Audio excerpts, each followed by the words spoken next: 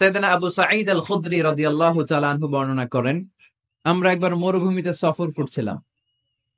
হঠাৎ দেখলাম মানুষের জটলা জটলা ডিঙ্গিয়ে ভেতরে যেয়ে দেখি এক লোক শুয়ে আছে, আর অন্য লোকেরা মন্ত্র পড়ে ফু দিচ্ছে। উল্টা পাল্টা মন্ত্র পড়ে ফু দেয় না, সুমন্তর সু কালী কুত্তার ঘু। আমরা ছোটবেলায় শুনতাম বাচ্চারা এরকম সুমন্তর সুমন্তর সুমন্তর সু কালী কুত্তার। তো এগুলো পরে ওরা মন্ত্র পড়তো। তো উনি যে দেখলেন কি কি মন্ত্র পড়ে এই লোককে ফু দিচ্ছে, উনি বললেন কি হয়েছে? সবাই বলল আমাদের নেতা সাইয়্যিদুল হাই, হাইমানি গোত্র, এই গোত্রের নেতা সাপ কামড় দিয়েছে, বিষে এমন নীলাভ হয়েছে দেখো মনে হয় মারা যাবে। কি করা যাবে? তোমরা কি কোনো রুকিয়া ঝাড়ফুঁক জানো? উনি বললেন জানি। তাহলে আসো একটু ঝাড়ফুঁক করো। উনি বলল শর্ত আছে, আমাদেরকে ছাগল দিতে হবে, এক পাল ছাগল। আরেক বর্ণনায় এসেছে 30টারও অধিক ছাগল। সবাই বলল আমাদের নেতা, এর যদি কিছু হয়ে যায় আমরা নেতৃত্ব শূন্য হয়ে যাব, ছাগল লাগুক আর ওট লাগুক, তুমি আসো। বাড়ি বাড়ি যে ছাগল এনে, ছাগল রেডি। সাইয়েদনা আবু সাঈদ আল খুদরি রাদিয়াল্লাহু তাআলা আনহু পড়তে আরম্ভ করলেন, আলহামদুলিল্লাহি রাব্বিল আলামিন আর রহমানির রহিম মালিকি ইয়াউমিদ্দিন ইয়াকা না'বুদু ওয়া ইয়াকা নাস্তাঈন اهدنا الصراط المستقيم صراط الذين أنعمت عليهم غير المغضوب عليهم ولا الضالين। পড়েন আমিন। উনি এটা পড়ে ফু দিলেন। ফু দিতে দেরি, মুহূর্তের মধ্যে সোয়া লোকটা বসে গিয়েছে। আবার ফু দিছে, এবার দাঁড়ায় গেছে। আরেকবার ফু দিছে, হাঁটতে শুরু করছে, একেবারে সুস্থ। সবাই তো অবাক, টাসকি খেয়ে গেছে। আবু সাঈদ আল খুদরি রাদিয়াল্লাহু আনহু বলে, টাসকি পরে খাও, আগে ছাগল দাও। কারণ ছাগল দেওয়ার কন্ডিশন ছিল না, ওরা ছাগল নিয়ে আসছে। সাইয়েদনা আবু সাঈদ আল খুদরি রাদিয়াল্লাহু তাআলা আনহু আনন্দে এবার ছাগল নিয়ে সাহাবাদেরকে নিয়ে রওনা। পথিমধ্যে লেগেছে প্রচন্ড ক্ষুধা, তখন তারা কয়েকটা ছাগল জবাই করে খেয়েছে। খাওয়ার পরে পেট যখন ঠান্ডা, তখন ব্রেইন সচল। উনি চিন্তা করতে আরম্ভ করলেন, হায় রে, কোরআন দিয়া ঝাড়ফুঁক করে যে ছাগল নিয়ে আসলাম, এটা যে খাইলাম, এই ছাগল নেওয়া জায়েজ হয়েছে কিনা এই মাসালা তো নবীরে জিজ্ঞেস করি নাই। কিন্তু ছাগল তো অলরেডি পেটে যায় হজম, কি করা? মদিনাতে যে জিজ্ঞেস করবো। মদিনায় যেই আল্লাহ রাসূল সাল্লাল্লাহু আলাইহি ওয়াসাল্লামের দরবারে যে জিজ্ঞেস করলেন, ইয়া রাসূলুল্লাহ, এমন এমন ঘটনা, ঝাড়ফুঁক করে আমরা ছাগল এনেছি, দেখি জায়েজ হয়েছে? আল্লাহ রাসূল সাল্লাল্লাহু আলাইহি ওয়াসাল্লাম বলে, জায়েজ হয়েছে মানে অবশ্যই জায়েজ হয়েছে, কোরআনের দাম বাড়ায় দিয়ে আসছো মিয়া। ছাগল কিছু থাকলে আমার ঘরে পাঠায়। সুবহানাল্লাহ পড়তে পারলেন না? ওয়ালাকাদ আতাইনাকা, বুখারীর হাদিস, ওয়ালাকাদ আতাইনাকা সাবআম মিনাল মাসানি ওয়াল কুরআনাল আযীম। নবী হে, নিত্য পাঠনীয় সপ্তবাক্য দিয়েছি, যেই দোয়া পড়ে ফু দিতে দেরি অসুস্থ ব্যক্তি সুস্থ হতে দেরি হয়। এজন্য আল্লাহ ইরশাদ করেন, অনুনাজ্জিলু মিনাল কুরআনি মা হুয়া শিফাউ ওয়া রাহমাতুল লিল মুমিনিন ওয়া লা ইয়াজিদুয যালিমিনা ইল্লা খাসারা। এই কোরআনকে আমি শিফা হিসেবে নাজিল করলাম, এই কোরআনকে আমি রহমত হিসেবে নাজিল করলাম, এই কোরআনকে আমি তোমাদের জন্য হেদায়েত হিসেবে নাজিল করলাম। তোমাদের কোরআন রহমত এনে দিবে, বরকত এনে দিবে, শিফা এনে দিবে, কিন্তু জালেমদেরকে কিছু এনে দিবে না। ঠিক কি না? ওয়ালা ইয়াজিদিয যালিমিনা ইল্লা খাসারা। জালিমদের অকল্যাণ করবে, জালিমদের কল্যাণ নাই এই কোরআনে। জালিম যদি হেদায়েতের নিয়তে কোরআন পড়ে তাহলে কল্যাণ পাবে, তা না হলে কল্যাণ পাবে না। তো এখন থেকে আমরা যদি অসুস্থ হয়ে যাই, যেই সূরাটা পড়ে আমরা ঝাড়ফুঁক করব, সূরাটার নাম আরো জোরে বলেন, ফাতিহা। এই সূরাটা কোরআনের ধারাক্রম অনুসারে 1 নম্বর সূরা, নাম্বার 1। কয় নাম্বার? 1 নম্বর। এই সূরাটা মক্কাতুল মুকাররমায় নাজিল হয়েছে, তাই এটি মাক্কি সূরা। কি সূরা? মাক্কি সূরা। এই সূরার আয়াত সংখ্যা 7টি। কয়টি? এবার আমি প্রশ্ন করব, আপনারা উত্তর করবেন আওয়াজ করে। সূরার নাম, ক্রমিক নাম্বার, আয়াত সংখ্যা। সূরাটা মাদানী। কি সূরা? মনে থাকবে তো? আসলে প্রতিদিন এই সূরাটা পড়ি, এই সূরাটার তাৎপর্য কি, মর্মবাণী কি আমাদের জানার দরকার আছে না? কিন্তু আমরা অনেকেই জানি না। জানি আরব বিশ্বে দেখবেন ওনারা যখন তারাবির সালাত পড়ে, আযাবের আয়াত আসলে কাঁদে।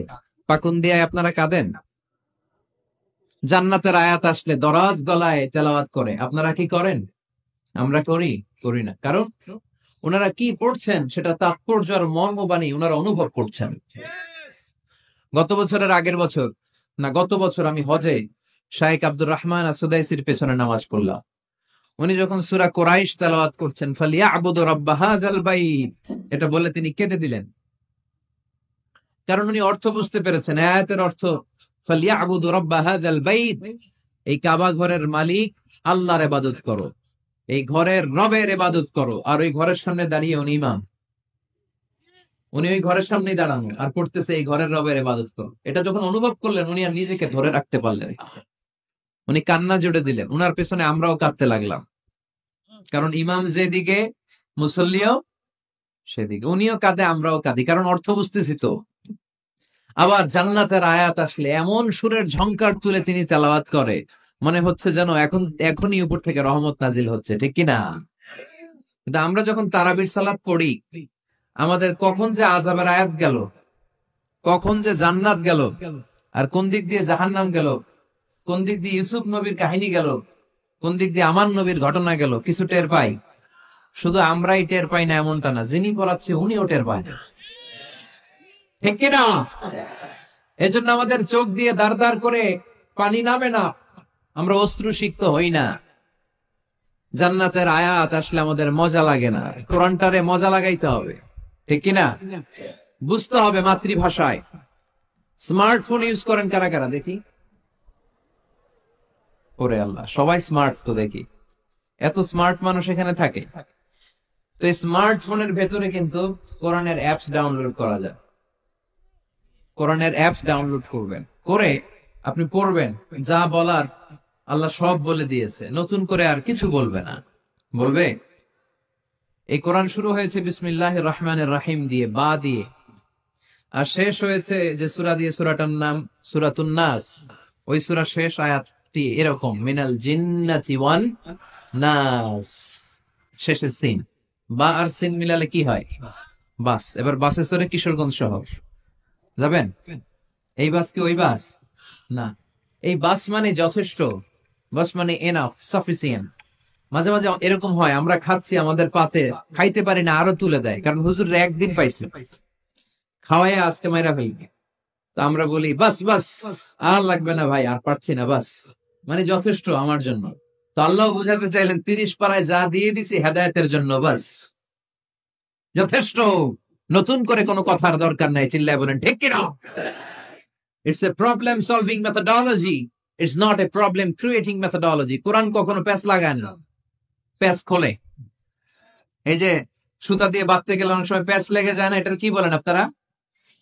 গিট্টু। এই কোরআন কি গিট্টু লাগায় নাকি গিট্টু খোলে? সমস্যা তৈরি করে না সমাধান এনে দেয়? সমাধান চাও যদি জীবনে মরণে, ফিরে যাও খুঁজে নাও, চোখ রাখো কোরআনে, ঠিক কিনা? পড়েন সবাই, সমাধান চাও যদি জীবনে মরণে, ফিরে যাও খুঁজে নাও, চোখ রাখো কোরআনে। If you want the solution this দুনিয়া এন্ড আখিরা, go back, have a look to the holy কোরআনে। তাই না? সমাধান যদি চাই, চোখ রাখতে হবে কোথায়? নাকি এটিএন বাংলার পর্দায়? আসিতেছে আগামী শুক্রবার, ওই পর্দায়, রঙিন পর্দায়, রূপালী পর্দায়, যেই বইয়ের দিকে চোখ রাখতে হবে, বইটার নাম কোরআন। কোরআন, প্রিফেস অফ দ্য বুক, মানব সমস্যার সমাধান, সব কিছুর সমাধান এই সূরার ভেতরে দিয়ে দিয়েছে কে? এজন্য নতুন করে আল্লাহ কিছু বলবে না। পাকুন্দিয়ার ভাইয়েরা, এই মোবাইলের ভেতরে কোরআনের অ্যাপস ঢুকাবো আজকে আমরা, আজকেই, কালকে না। যাই লোকজন দৌড়ে এসে বলে হুজুর কোরআনের কথা শুনে পরিবর্তন হয়েছে, আমি আপনার কোরআন ক্লাসের ছাত্র। ওই দিন এয়ারপোর্টে পুরো ফ্যামিলি, বাবা মা ভাই বোন ছেলে পেলে এসে বলে আমাদের পুরো ফ্যামিলিটা আপনার তাফসীর ক্লাসের ছাত্র ছাত্রী। আলহামদুলিল্লাহ ওয়া শুকরুলিল্লাহ, লা ফখর, লা ফখর, কোনো ফখর নাই এতে, শুকরিয়া একজনের, তিনি কে? তাহলে প্রতিদিন কোরআন পড়বেন তো? সূরাটার নাম সবাই বলে আরো জোরে। আয়াত সংখ্যা মাক্কি না মাদানী? প্রথম আয়াতে আল্লাহ বললেন আলহামদুলিল্লাহি, আলহামদুলিল্লাহি, সকল প্রশংসার মালিক কে? তিনি হচ্ছেন রব্বুল আলামিন। হামদুন মানে প্রশংসা, হামদুন মানে কি? আর আলহামদু মানে সব প্রশংসা, সকল প্রশংসা। প্রশংসা হয় সুন্দরের, প্রশংসা হয় আল্লাহর চেয়ে সুন্দর কেউ আছে? ইন্নাল্লাহ জামিল ইউহিব্বুল জামাল। আল্লাহ সুন্দর, সুন্দরকে পছন্দ করে কে? দুনিয়া সুন্দর, মানুষ সুন্দর, আসমান সুন্দর, জমিন সুন্দর, সুন্দরে সুন্দরে পাল্লা, জানি না কত সুন্দর তুমি আল্লাহ, জানি না কত সুন্দর তুমি আল্লাহ। সুবহানাল্লাহ পড়েন। আল্লাহরে এক নজর দেখার জন্য আমরা পাগল হয়ে যাব কিয়ামতের দিন। সব জান্নাতীরা বসবে, আল্লাহ বলবে এই জান্নাতীরা, কোরআনে যা যা কমিটমেন্ট আর প্রমিস দিছিলাম যে তোমাদেরকে দিব, সব পাইছো? সবাইকে পাইছি। একজন পিছন থেকে দাঁড়ায় বলবে একটা পাইনি।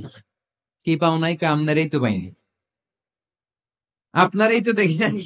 তখন আল্লাহ, আল্লাহ তাআলা হাজার হাজার নূরের পর্দার ভেতর থেকে ফোকাস দিয়ে আল্লাহর নূর, আল্লাহর সৌন্দর্য সেদিন জান্নাতীদের কাছে প্রকাশ করে দিবেন।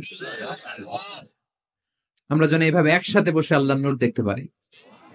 আল্লাহ তুমি তৌফিক দাও। এজন্য আল্লাহ বললেন আলহামদুলিল্লাহি রাব্বিল আলামিন, প্রশংসার মালিক হলাম আমি আল্লাহ, আমি হলাম রব্বুল আলামিন। আলহামদুলিল্লাহ, সকল প্রশংসা, প্রশংসা করে শেষ করা যাবে? ওয়া ইন তাউদ্দু নি'মাতাল্লাহি লা তুহসুহা, তোমার হাতের আঙ্গুলের কড়াই যদি গুনতে শুরু করে দাও আল্লাহ কত নেয়ামত দিয়েছে, গুনে শেষ করা যাবে? এই পৃথিবীর সব সাগরের পানি যদি কালি হয়, গাছের পাতা যদি খাতা হয়, সাগরের পানি নিয়ে গাছের পাতার মধ্যে আল্লাহর প্রশংসা সুবহানাল্লাহ আলহামদুলিল্লাহ লিখতে লিখতে আমাজন জঙ্গল, আফ্রিকার জঙ্গলের সব গাছের পাতা যদি শেষ করে দেই, সাগরের সব কালি যদি শেষ করে দেই, আল্লাহর প্রশংসা করা শেষ হবে?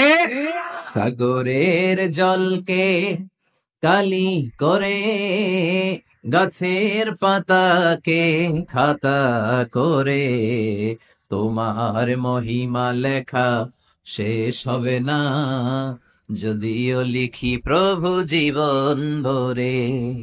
সাগরের জলকে কালি করে। আল্লাহু আকবার। এজন্য আল্লাহ বললেন কুল্লাউ كان البحر مدادا لكلمات ربي لنفد البحر قبل أن تنفد كلمات ربي ولو جئنا بمثله مددا। সাগরের সব পানি যদি কালি হয়ে যায়, এই কালি দিয়ে আল্লাহর প্রশংসা লিখতে শুরু করলে সাগরের পানি শেষ, কিন্তু প্রশংসা শেষ হবে নাকি? জোরে বলেন। এজন্য প্রশংসা করতে হবে একজনের, তিনি কে? আল্লাহর।